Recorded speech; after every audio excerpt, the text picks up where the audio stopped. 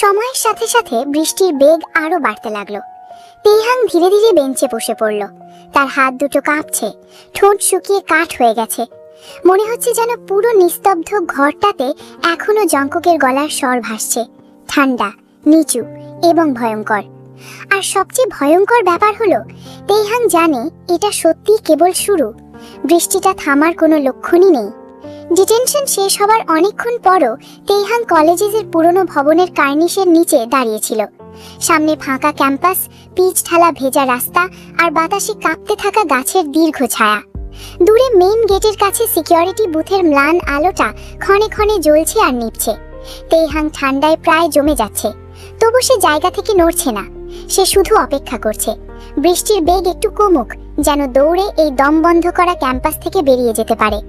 ঠিক তখনই ক্যাম্পাসের গভীর নীরবতা চিরে একটা কুচকুচে কালো স্পোর্টস কার ধীরে ধীরে তার সামনে এসে থামলো। তেহাং চোখ কুচকে তাকালো। উইন্ডশিল্ডের ভিতর দিয়ে ড্রাইভারের মুখ স্পষ্ট দেখা না গেলেও তাকে চিনতে তেহাংয়ের এক সেকেন্ডও লাগলো না।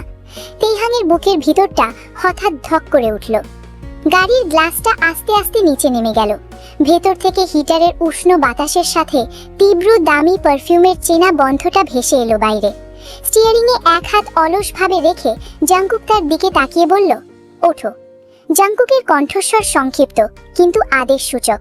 তেহাং এক চুলও না নড়ে সঙ্গে সঙ্গে মাথা নাড়ল। না, আমি যাব না। জাংকুকের ঠোঁটের কোণে একটা বাঁকা হালকা হাসি ফুটে উঠল, যেন এই প্রত্যাখ্যানটা সে আগে থেকেই জানতো এবং এটা সে বেশ উপভোগও করছে। সে বলল, এই তুমুল বৃষ্টিতে ভিজে ভিজে হেঁটে বাসায় ফিরতে চাও? রাত অনেক হয়েছে তেহাং, জেদ করার মতো পরিস্থিতি এটা নয়। তেহাং মাথা তুলল না। মাটির দিকে চোখ রেখেই ও শক্ত গলায় বলল, আমি নিজেই চলে যেতে পারবো, আমার জন্য তোমাকে ভাবতে হবে না। আমি জানি তুমি পারবে। জাংকুক সিটে কিছুটা হেলান দিয়ে বসলো। আমি জানি তুমি পারবে, কিন্তু তোমাকে একা যাওয়ার অনুমতি কে দিল? তেহাং এবার তীব্র বিরক্তিতে ওর দিকে তাকালো। অনুমতি? ডিটেনশন শেষ হয়ে গেছে জাংকুক, তোমার সঙ্গে আমার থাকার আর কোনো কারণ নেই। তুমি এখন যেতে পারো। কারণ? তোমার সমস্যা কি জানো? তুমি এখনো ভাবো যে সবকিছুর কারণ আর নিয়ম তুমি নিজে ঠিক করবে। বাস্তবতা হলো আজ থেকে আগামী 7 দিন তুমি আমার সঙ্গে কলেজে আসবে এবং আমার সঙ্গেই ফিরবে। প্রিন্সিপাল স্যারের সামনেই সব ঠিক হয়েছে। এত তাড়াতাড়ি ভুলে গেছো? আমি বাসে যাব। না, তুমি বাসে যাবে না। আমি যা বলছি চুপচাপ সেটা শোনো। তুমি আমার অভিভাবক নও জাংকুক। আমার উপর এভাবে নিজের সিদ্ধান্ত চাপিয়ে দেওয়ার কোনো অধিকার নেই। অভিভাবক নই ঠিক, কিন্তু আজ থেকে তুমি কোথায় যাবে, কার সঙ্গে দেখা করবে, কখন বাইরে বেরোবে, তার সব কিছুর হিসেব আমি জানতে চাইবো। আর তুমি বাধ্য মেয়ের মতো আমাকে জানাবে। এটাই এখন থেকে তোমার নিয়ম। তেহাং অবিশ্বাসের চোখে ওর দিকে তাকালো, যেন কোনো এলিয়েন দেখছে। তুমি কি নিজের কথাগুলো নিজে শুনতে পাচ্ছ? কি সব আবল তাবল বলছো? তুমি কি পুরোপুরি পাগল হয়ে গেছো জাংকুক? না, আমি অত্যন্ত স্বাভাবিক আছি। মাথা আমার একদম ঠিক আছে। আমি আসলে শুধু তোমার এই অবাধ্যতা আর তোমার এই জেদের ব্যাপারেই স্বাভাবিক থাকতে পারি না। এক মুহূর্তের জন্য তেহাংয়ের শিরদাঁড়া বেয়ে একটা হিমশীতল স্রোত বয়ে গেল। সে নিজেকে সামলে বলল, এইসব কথা অন্য কাউকে গিয়ে বলো। অন্য কাউকে বলার দরকার কি? জাংকুকের কণ্ঠস্বর আরো নিচু হয়ে গেল। অন্য কাউকে বলার দরকার কি? আমি যা বলতে চাই তোমাকেই বলছি, আর তুমি মন দিয়ে তা শুনছো। তেহাং আর কথা বাড়িয়ে মুখ ফিরিয়ে হনহন করে রাস্তার দিকে এগোতে চাইল, কিন্তু জাংকুক হুট করে গাড়ি থেকে নেমে এসে এক ঝটকায় তেহাংয়ের কবজি চেপে ধরল। তেহাংয়ের পুরো শরীর শক্ত হয়ে গেল। সে দাঁতে দাঁত চেপে নিজের সর্বোচ্চ রাগ ঢেলে দিয়ে বলল, হাত ছাড়ো বলছি, একদম স্পর্শ করবে না আমাকে। জাংকুক তার কথার জবাব না দিয়ে একটু নিচু হয়ে তেহাংয়ের অবশ হয়ে যাওয়া কবজির দিকে তাকালো। তার আঙুলের চাপ আরেকটু বাড়ল। তোমার হাত সবসময় এত ঠান্ডা থাকে নাকি অনেকক্ষণ ধরে ভিজছো? জাংকুক, বলছি হাত ছাড়ো। তেহাংয়ের গলা এবার কাঁপছে। জাংকুক চোখ তুলে সরাসরি তেহাংয়ের চোখের দিকে তাকালো। যদি না ছাড়ি, কি করবে তুমি? আমি চিৎকার করে লোক জড়ো করব। করো। জাংকুকের চোখ এক চুলও নড়ল না, কোনো ভয়ের চিহ্ন নেই তার মুখে। সে তেহাংয়ের আরো কাছে ঝুঁকে এলো। এই যে তুমি হুমকি দেওয়ার পরেই হুট করে চুপ হয়ে গেলে, এই বুদ্ধিটা আরো আগে খাটানো উচিত ছিল তোমার।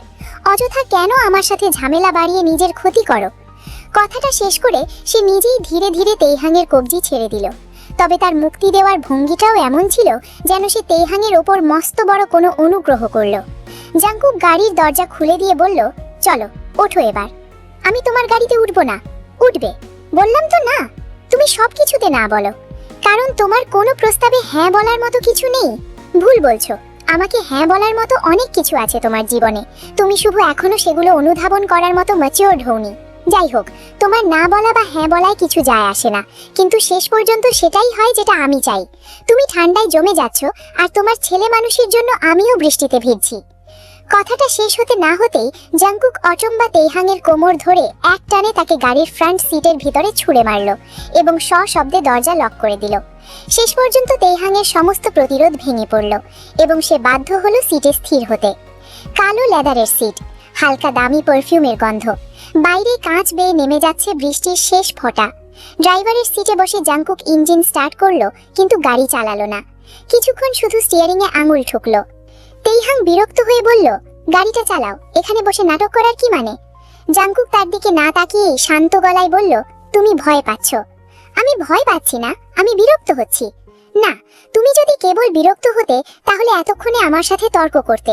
এখন তুমি খুব মেপে মেপে কথা বলছো, প্রত্যেকটা শব্দ উচ্চারণ করার আগে ভাবছো, তার মানে তুমি ভিতরে ভিতরে ভয় পাচ্ছ।